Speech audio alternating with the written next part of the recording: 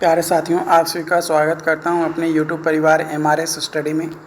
तो डियर, यहाँ पे मैं बात करने वाला हूँ। आज का जो वीडियोज़ होने वाला है उसमें बेसिक्स ऑफ RCC के बारे में देखेंगे, रेनफोर्समेंट कंक्रीट के बारे में कंप्लीट डिस्कशन यहाँ पे आपका होने वाला है। सभी एग्ज़ाम पॉइंट ऑफ व्यू से जो है आपका इम्पॉर्टेंट है। तो यहाँ पे आपका जो है सिविल बूस्टर बुक का जो है हम लोग डिस्कशन करने वाले हैं। अगर आप इस बुक को परचेज़ करना चाहते हैं तो डिस्क्रिप्शन बॉक्स में आपको जो है मैं लिंक दे दूँगा, आप वहाँ से इस बुक को जो है परचेज़ कर सकते हैं। देखो, क्विक रिवीजन के लिए ये बुक एक बेस्ट बुक आप कह सकते हो। अगर आप शॉर्ट नोट्स बना रहे हो तो आप इस बुक को एक बार परचेज़ करके पढ़कर देखो, डेफिनेटली आपको जो है बहुत हेल्प इस बुक से जो है मिलने वाला है। ओके, बाकी वीडियोस में हम लोग तो पूरा चीज़ें आप लोगों के साथ शेयर करेंगे ही। चलिए स्टार्ट करते हैं। तो बेसिक ऑफ RCC में जो हमारा रेनफोर्स सीमेंट कंक्रीट है, ये आपका फ्रांसिस्को इस Coignet was a French industrialist and first to use iron reinforce concrete. पहला वो व्यक्ति थे जिन्होंने जो है आपका फर्स्ट रेनफोर्स कंक्रीट को जो है आपको क्या किया गया था, आयरन रेनफोर्स कंक्रीट को यूज किए थे। कौन? तो फ्रांसिस्कोस कैगनेट। ओके, जो कि फ्रांस के जो फ्रांस है वहाँ के क्या थे, इंडस्ट्रियलिस्ट थे। प्लेन कंक्रीट में क्या होता है, मिक्सचर्स होता है सैंड का, ग्रेवल का, सीमेंट का, वाटर का, जो कि एक सॉलिड मास जो है हमें प्रोवाइड करता है। रेनफोर्स कंक्रीट में हमारा जो है मिक्सचर्स होता है कंक्रीट, यानी कंक्रीट में क्या होता है, सैंड, ग्रेवल, सीमेंट और वाटर तो होता ही है। उसमें हम लोग रेनफोर्समेंट को इम्बेड कर देते हैं। रेनफोर्समेंट यानी स्टील का जो रॉड होता है उसको इम्बेड कर देते हैं, तो उसको जो है हम लोग रेनफोर्स्ड कंक्रीट कहते हैं। Bond between steel and surrounding concrete ensure strain compatibility, जो कि लार्ज डिफॉर्मेशन जो है हमें देता है।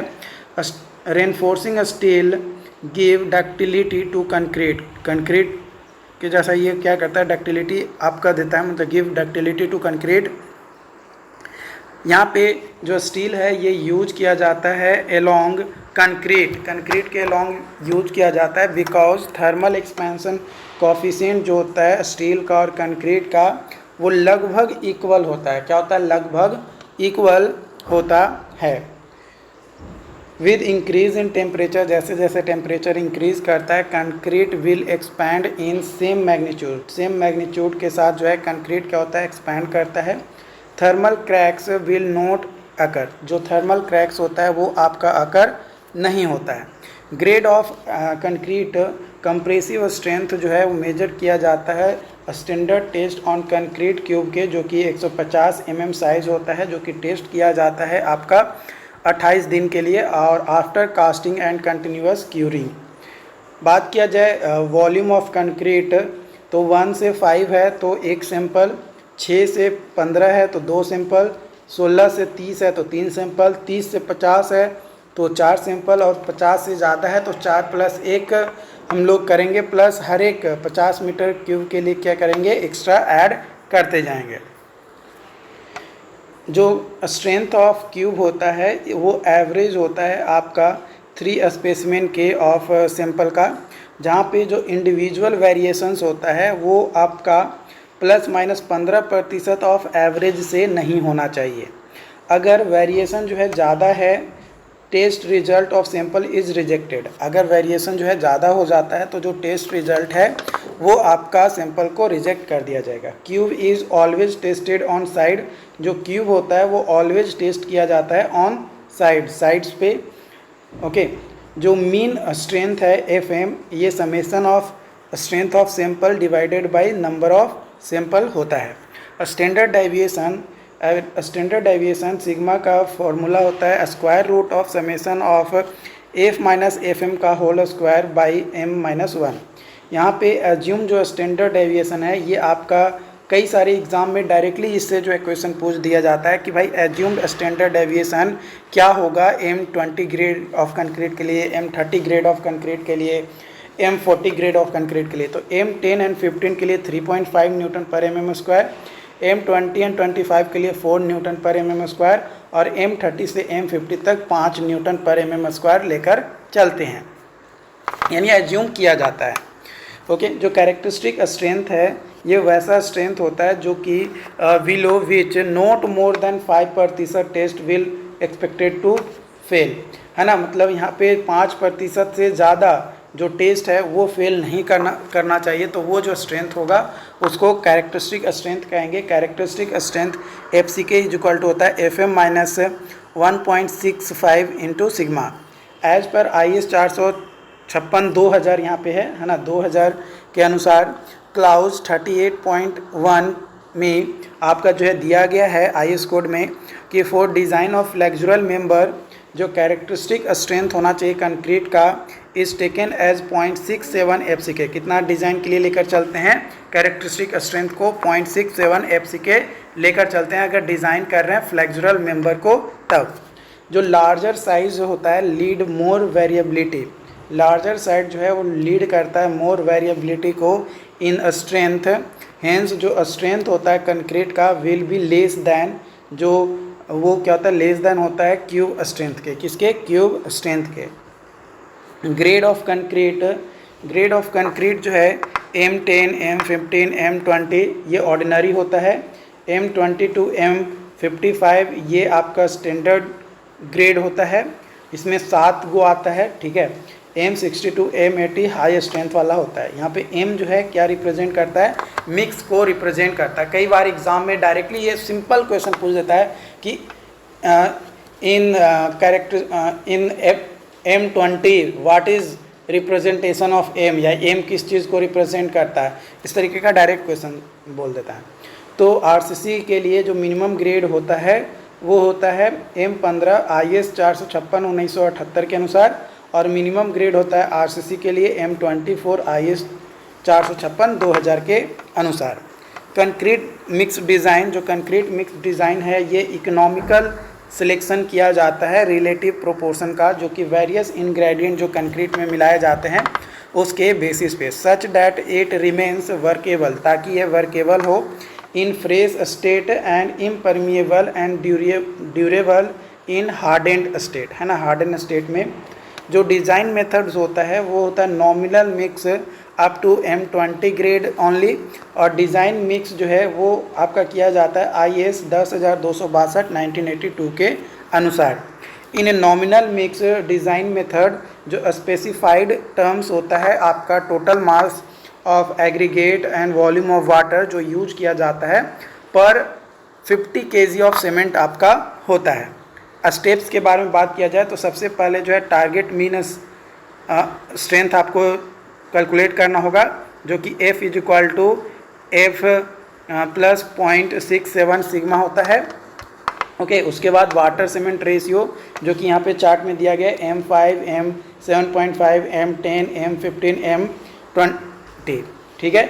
सीमेंट फाइन एग्रीगेट और कोर्स एग्रीगेट का रेशियो दिया गया है 1:1, 5, 4, 3, 2, 1.5 एंड 10, 8, 6, 4 एंड 3, ये रेशियो आपका मतलब क्रमशः नीचे की ओर आपका जो है दिया गया, ठीक। उसके बाद जो वाटर कंटेंट ऑब्टेन किया गया based on workability ratio of fine and coarse aggregate के बेसिस पे by mass based on type and grade of aggregate के, तो वो उसके बेसिस पे फिर दोनों को कंपेयर करेंगे, जो B पॉइंट से वाटर कंटेंट निकालें और जो C पॉइंट से वाटर कंटेंट निकालें, उन दोनों को कंपेयर करते हैं और फिर जो है आपका जो है जो मास होता है आपका फाइन एग्रीगेट का और कोर्स एग्रीगेट का फ्रॉम एब्सोल्यूट वॉल्यूम प्रिंसिपल से वो कैलकुलेट करते हैं, और जो वेट होता है इंग्रेडिएंट का पर बैच वेस्ड होता है ऑन कैपेसिटी मिक्सर के ऊपर, तो उसको भी जो हम लोग लिख लेते हैं। तो ये जो है टोटल 6 स्टेप्स हैं जिसकी मदद से हम लोग क्या करते हैं डिज़ाइन मिक्स जो प्रोसेस होता है उसको क्या करते हैं कैलकुलेट करते हैं। Compressive strength of concrete in structure, देखो ये क्यूब है तो क्यूब का जो कंप्रेसिव स्ट्रेंथ होगा FCK वो FCK होगा क्योंकि 50 गुने 50 होगा, और अगर सिलेंडर का बात किया जाए तो FCK जो होगा ये 300 गुने 50 होता है, डायमीटर 50 होता है और हाइट जो है 300 होता है, तो यहाँ पे 0.8 FCK होता है। For size beyond 450 mm, 450 mm से ज़्यादा साइज अगर हो जाता है there is no decrease in compressive strength, hence taken as 0.67 FCK cube एक स्ट्रेंथ जो है 1.25 ऑफ सिलेंडर स्ट्रेंथ हम लोग लेकर चलते हैं। टेंसाइल स्ट्रेंथ ऑफ कंक्रीट, जो कंक्रीट होता है does not take have any tensile strength, it is taken as zero, उसको जीरो के तौर पे लिया जाता है। बट आईएस कोड रिकमेंड करता है कि जो फ्लेक्जुरल टेंसाइल स्ट्रेंथ होता है उसको कैलकुलेट करने के लिए हम लोग FCR is equal to 0.7 into square root of FCK newton per mm² लेकर चलना पड़ेगा। ये आईएस कोड रिकमेंड करता है, लेकिन कंक्रीट कहता है कि भाई नहीं, हम नहीं लेकर चलेंगे, लेकिन ये फिर भी आईएस कोड कहता है कि आपको लेकर चलना होगा। जो टेंसाइल स्ट्रेंथ होता है कंक्रीट का वो एक्सप्रेस किया जाता है फ्लेक्जुरल टेंसाइल स्ट्रेंथ में, स्प्लिटिंग टेंसाइल स्ट्रेंथ में और डायरेक्ट टेंसाइल स्ट्रेंथ के टर्म में एक्सप्रेस किया जाता है। जो फ्लेक्जुरल टेंसाइल स्ट्रेंथ है ये आपका जो है टेंसाइल स्ट्रेंथ ऑफ कंक्रीट होता है इन फ्लेक्जुरल इज कॉल्ड फ्लेक्जुरल स्ट्रेंथ। ये यूज किया जाता है ऑन सेट ऑफ क्रैकिंग और loading eight which cracking starts in structures. यहाँ पे FCR इज इक्वल टू होता है 0.7 इंटू स्क्वायर रूट FCK आपका फॉर्मूला होता है।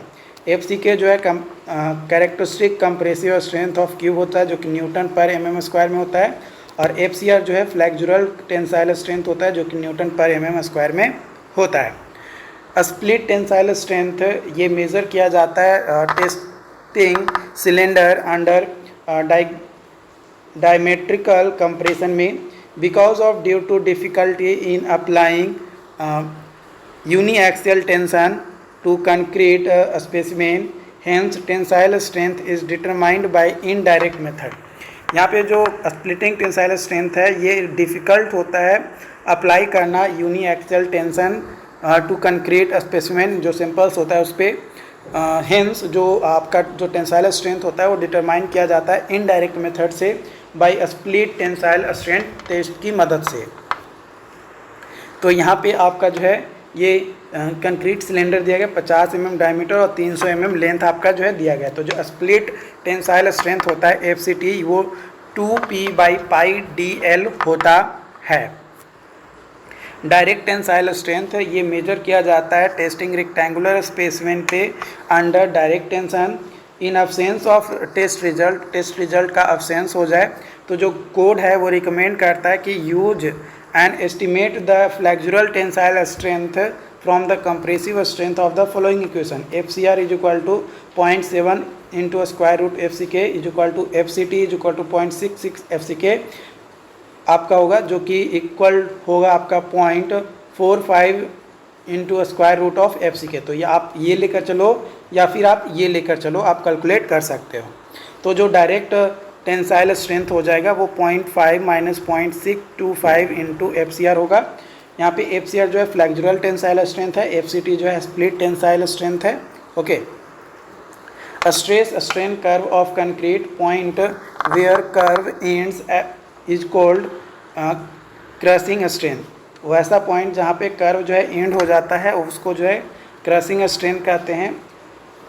कर्व्स आर लीनियर, कर्व्स जो है वो लीनियर होता है up to stress of 0.6 times of the peak stress.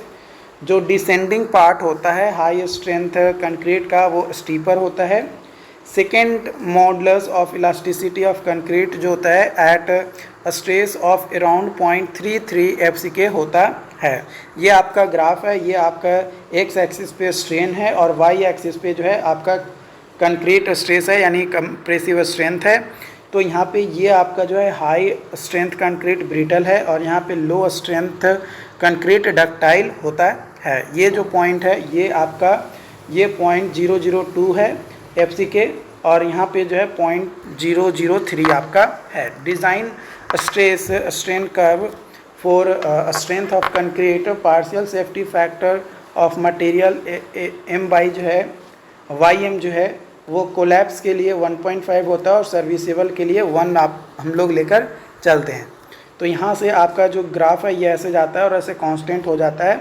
ये आपका स्ट्रेस स्ट्रेन कर्व है। यहाँ पे जो वैल्यू होगा ये 0.67 FCK/YM आपका होता है। ये पॉइंट जो है जहाँ पे ये कांस्टेंट फिर होने लगता है कहाँ तक 0.002 से 0.0035 तक। क्रीप इन कंक्रीट, कंक्रीट में जो क्रीप है वो टाइम डिपेंडेंट कंपोनेंट होता है ऑफ टोटल स्ट्रेन। ये अकर करता है due to internal movement of absorb water, loss of moistures, growth of micro cracks, sliding between gel particles, ये सभी पे। तो E C is equal to 5000 into square root F C K by 1 plus theta आपका होता है। Total strain versus यहाँ पे जो है आपका ये वाई एक्सिस है और ये आपका एक्स एक्सिस है। तो यहाँ पे टाइम सिंस एप्लीकेशन जो है वो आपका कंप्रेसिव स्ट्रेस में है और यहाँ पे जो है ये आपका जो है ये वाला पॉइंट यहाँ से यहाँ तक, ठीक है, ये आपका अल्टीमेट क्रीप स्ट्रेन है। ये पहले क्या किया, लोड लगा तो पहले इतना धंसा, फिर और लोड लगा तो इतना अंदर गया। अब भाई जब लोड हट गया है ना, यहाँ पे अनलोडिंग किए, फिर अनलोडिंग किए, तो ये इतना पार्ट क्या किया गया, रिकवर किया।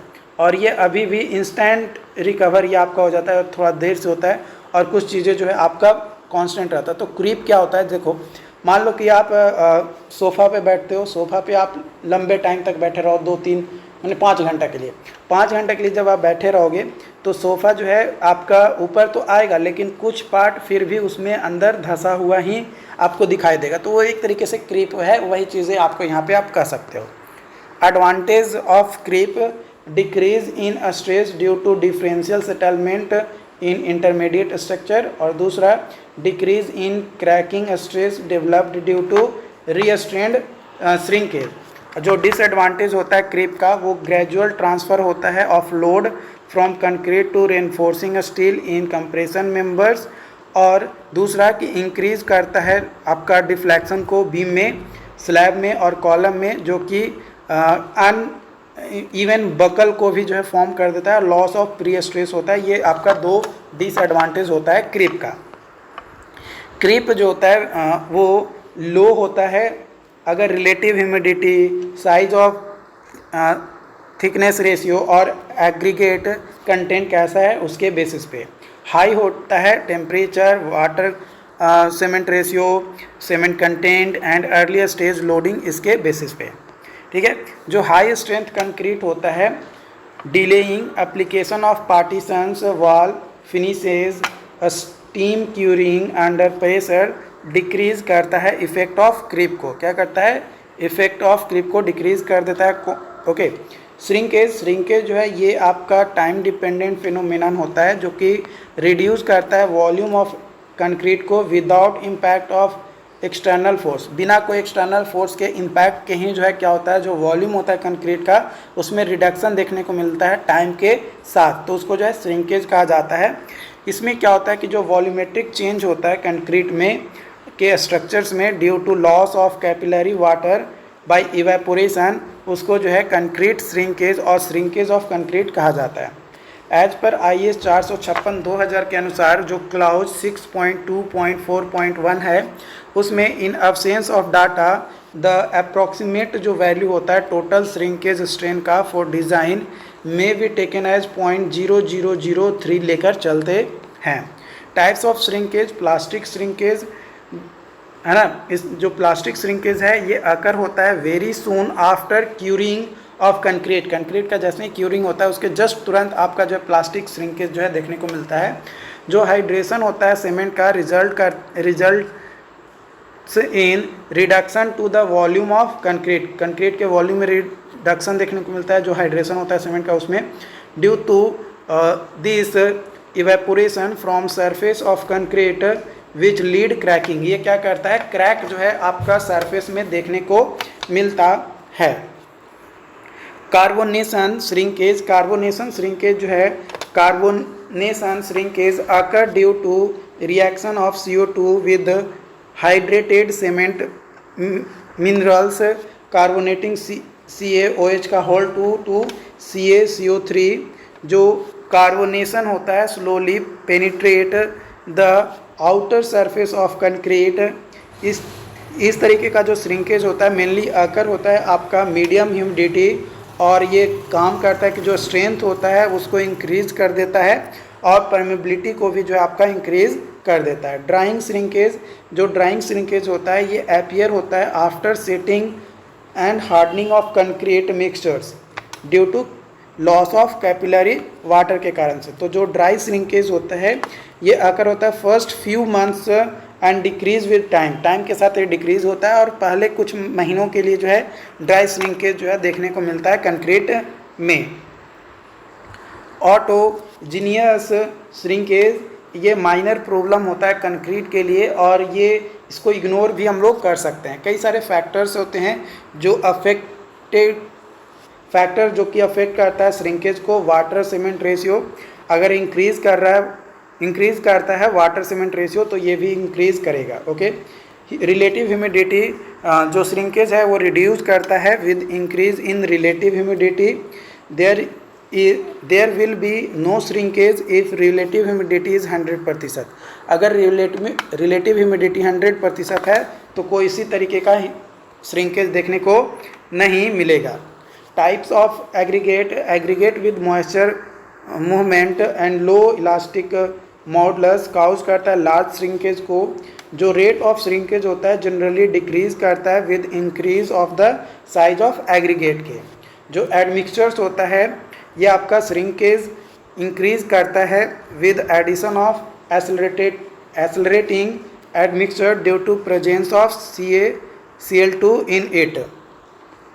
टाइम जो है रेट ऑफ श्रिंकेज जो है रैपिडली डिक्रीज करता है जैसे जैसे टाइम के डिक्रीज मतलब जो टाइम है उसके साथ, और श्रिंकेज स्ट्रेन जो है इंक्रीज करता है विद टाइम, टाइम के साथ इंक्रीज करता है लेकिन rate of shrinkage rapidly decrease करता है टाइम के साथ। जो श्रिंकेज है ये फाउंड किया जाता है 14 से 34% फॉर 20 ईयर्स। श्रिंकेज आकर इन 2 वीक्स है ना, 2 वीक्स। 40 to 80% श्रिंकेज आकर होता है इन 3 मंथ्स एंड रिमेनिंग जो है 60 to 85% श्रिंकेज आकर इन 1 ईयर। जो स्ट्रेंथ ऑफ कंक्रीट है वो high strength of concrete, less shrinkage और low strength of concrete. Method of curing, जो श्रिंकेज होता है वो does depend on the method of curing adopted. Curing किस तरीके से अडॉप्ट किया गया है उसके बेसिस पे डिपेंड करता है। Different method of curing have different rate of shrinkage. जो अलग अलग मेथड ऑफ आपका श्रिंकेज होता है वो अलग अलग मेथड पे डिपेंड करता है। रेनफोर्समेंट इन Fe 250, Fe 415, Fe 500 ये जो है M 250 megapascal, 415 megapascal and 500 megapascal is minimum strength जो कि ट्रीट किया जाता है as a characteristic strength of steel के तौर पे। HYSD वार जो है फेल्स होता है at less elongation as compare to mild steel. Why cold working में जो स्ट्रेच एंड ट्विस्ट होता है एल्ड स्ट्रेंथ जो होता है इंक्रीज करता है, बट जो डक्टिलिटी है वो आपका फॉल करता है मतलब कम होता है। यानी HYSD वार जो है हाई एल्ड स्ट्रेंथ होता है देन माइल्ड स्टील के। यहाँ पे आप ग्राफ देख सकते हो है ना, यहाँ पे आपका जो है एक्स एक्सिस पे स्ट्रेन है और वाई एक्सिस पे आपका स्ट्रेस है। तो ये आपका जो है Fe 250 hot rolled mild steel bar के लिए है।